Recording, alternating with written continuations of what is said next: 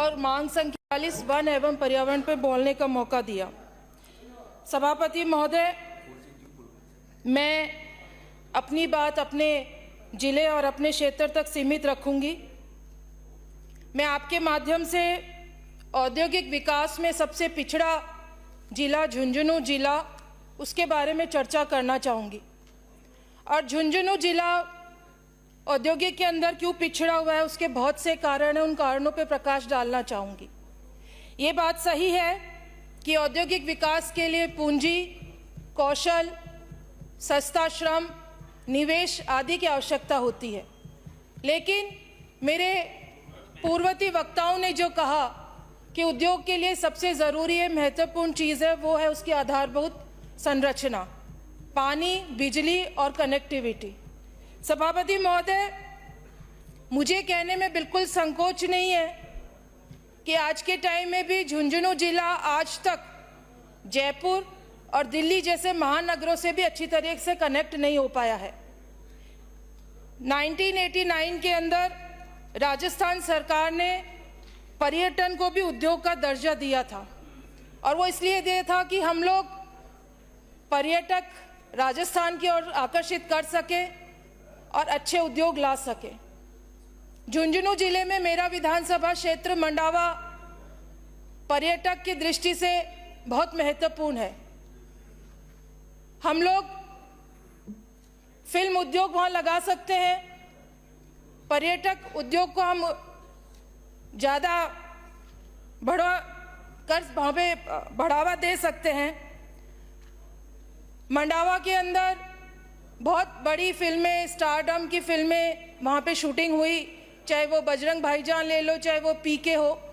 मैंने भी बहुत कोशिश करी कि शेखावटी के अंदर फिल्म उद्योग एक सेटअप लगे ताकि फिल्म उद्योग यहाँ पे डेवलप हो सके, लेकिन नहीं हो पाया।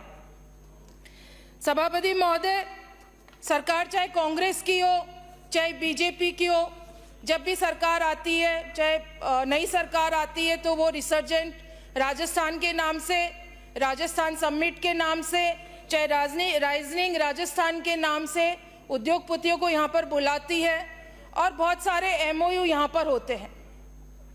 अभी हाल ही में दिसंबर के अंदर राइजनिंग राजस्थान समिट 2024 हुआ, बहुत सारे निवेशक आए, MOU हुआ। मेरे झुंझुनू जिले में भी निवेश के लिए 157 MOU हुए। इन 157 MOU में 30 MOU एग्रीकल्चर डिपार्टमेंट के थे, केवल एग्रीकल्चर डिपार्टमेंट के। 44 MOU ऊर्जा विभाग से संबंधित थे, जो सौर ऊर्जा की हम लोग बात कर रहे हैं, और 19 MOU उद्योग विभाग से संबंधित थे। इन निवेशकों ने न केवल निवेश के लिए MOU किया, लेकिन अब सरकार इनको बेहतर सुविधा और आधारभूत ढांचा, आधारभूत आवश्यकता उपलब्ध करवाए तो ये निवेश होंगे। सभापति महोदय, जो एग्रीकल्चर के अंदर, एग्रीकल्चर डिपार्टमेंट के अंदर जो 30 MOU हुए, वो धरातल पर कैसे उतरेंगे? शेखावटी इलाका, झुंझुनू जिला खारा पानी का इलाका है, रेगिस्तानी इलाका है, वहाँ पानी नहीं है, और उद्योग को डेवलप करने के लिए सबसे बड़ी जो मांग होती है वो पानी की होती है और बिजली की होती है।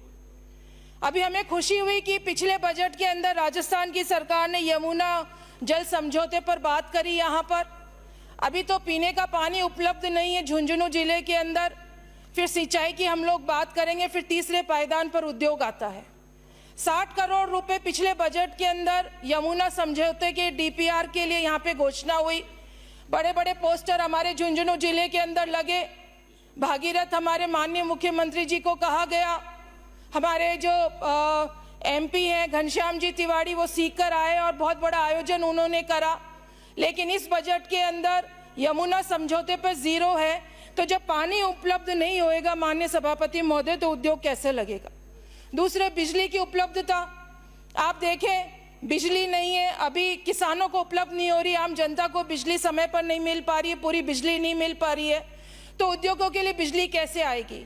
हमारे माननीय मुख्यमंत्री महोदय ने कहा कि हमारे पास भरपूर बिजली है, तो मेरा निवेदन है, उद्योग मंत्री जी यहाँ बैठे हैं और हमारे विद्युत मंत्री जी भी कहीं ना कहीं सुन रहे होंगे, हमारे यहाँ पर उद्योगों के लिए बिजली की दरें बहुत ज़्यादा हैं।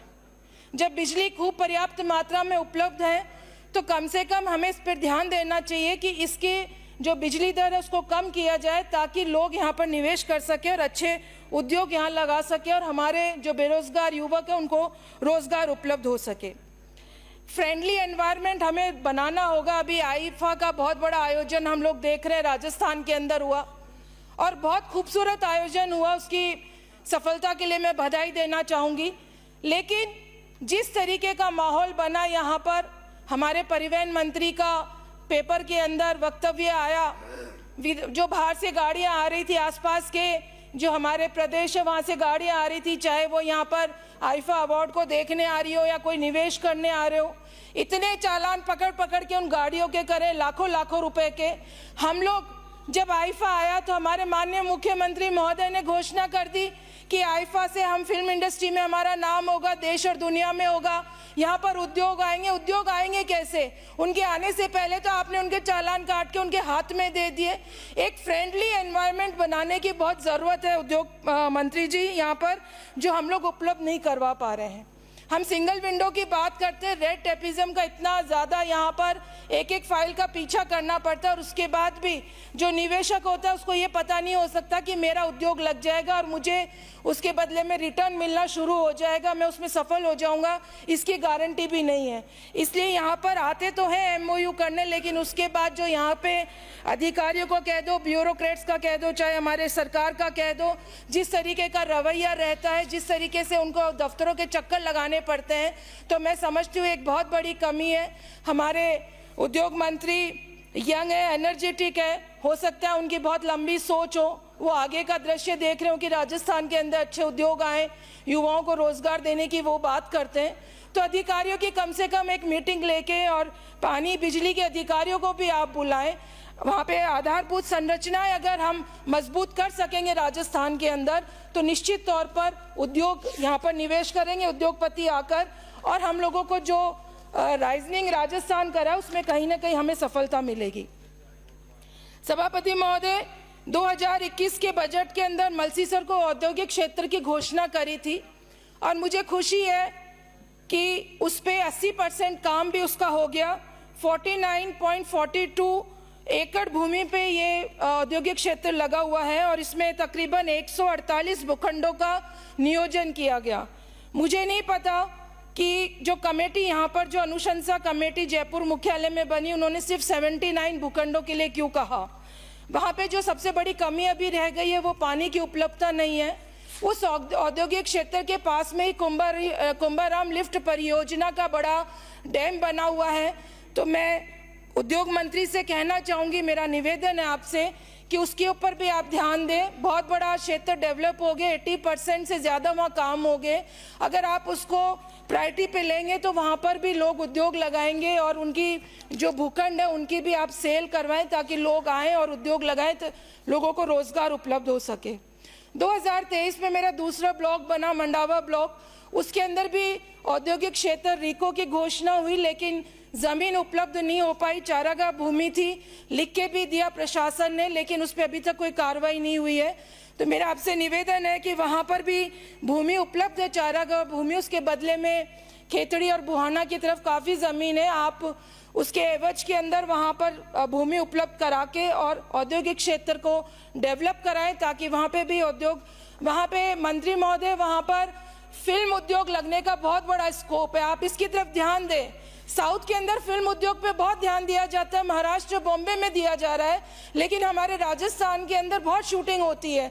हम लोगों को इस पे ध्यान देना चाहिए। और शेखावटी के अंदर, विशेषकर मंडावा विधानसभा के अंदर, जो हवेलियों के लिए बहुत प्रख्यात है, वहाँ पर अगर आप फिल्म उद्योग शुरू करेंगे तो बहुत आपको सफलता मिलेगी। मैं यहाँ पर हमारे वन और पर्यावरण मंत्री भी विराजमान है। वैसे तो वन और पर्यावरण बोलते हैं तो हमें एक ठंडक का एहसास होना चाहिए। हमारे जो मंत्री महोदय हैं उनका दिमाग बहुत जल्दी गर्म हो जाता है, तो वो एक पेड़ माँ के नाम वाली बात है, तो वो आप पे भी लागू होती है। ठंडा दिमाग रखें और जब आप बोले तो हमें लगना चाहिए कि वन और पर्यावरण मंत्री बोल रहे हैं। सभापति महोदय, मैं आपके मार्फत मंत्री महोदय से एक ही निवेदन करना चाहूँगी। खेजड़ी रेगिस्तान का कल्प वृक्ष है। और इसको राज्य वृक्ष का भी दर्जा दिया है। इंडियन ऑयल कॉरपोरेशन तेल और गैस की भूमिगत लाइनें मेरे मंडावा विधानसभा क्षेत्र में से निकली और हजारों की संख्या के अंदर खेजड़ी के जो वृक्ष थे उनको काट दिया गया। उनको काटने के बाद जो वहां के जो वन अधिकारी थे, जब उनसे पूछा गया कि ये क्या है, तो उन्होंने उसको जलावन बता दिया। उस लकड़ी को जलावन बताने से मेरे जो किसान हैं जिनके खेतों में नुकसान हुआ, खेजड़ी के वृक्ष काटे, उनको जो मुआवजा है वो बिल्कुल ना के बराबर मिला। तो आपसे मेरी ये मांग है कि आप इसको दोबारा दिखवाएं, जबकि सीकर और नागौर के अंदर उसको इमारती लकड़ी बताया। खेजड़ी की इमारती लकड़ी होती है। सीकर और नागौर के जो वन अधिकारी थे उन्होंने उसको इमारत की लकड़ी बताया और झुंझुनू के अधिकारियों ने उसे जलावन बताया। तो मेरे जो यहाँ पर किसान हैं उनको मुआवजा कम मिला। झुंझुनू जिले के किसान को प्रति खेजड़ी 3,000 रुपये कम मिले। इसको आप संज्ञान लें इसके बारे में भी। और जो वृक्ष कटे उनके एवज के अंदर और वृक्ष लगे। और खेजड़ी क्योंकि हमारा मुख्य प्रदेश राज्य का राज्य वृक्ष है, तो इसका विशेष ध्यान आपको रखना होगा और इसकी भी आप तह तक जाएं कि ऐसा क्यों हुआ कि एक ही लाइन के लिए जो वृक्ष कटे, एक ही तरीके का एक ही प्रकार का वृक्ष कटा है। सीकर और नागौर में उसकी अलग से मुआवजा राशि रही और झुंझुनू में अलग से रही। सभापति महोदय, आपने मुझे समय दिया उसके लिए आपका बहुत बहुत धन्यवाद, आभार। जय हिंद, जय भारत। श्री ने कहा कि चालान हो रहे हैं, तो किसी भी एमओयू में ये लाइन नहीं लिखी है कि जो इन्वेस्ट करेगा उसको प्रदेश का कानून मानना नहीं पड़ेगा, ये नहीं होता है। सक्षम है, मंत्री सक्षम है। मैंने एक उदाहरण दिया है कि हम निवेश बुलाना चाहते, थोड़ा फ्रेंडली एनवायरनमेंट हम डेवलप करें। कोई मैं एलिगेशन नहीं लगा रही हूं। मजबूत सा दो तो मजा है। नहीं, अखबार में आया और परिवहन मंत्री का वक्तव्य आया उस पर, आप देखना।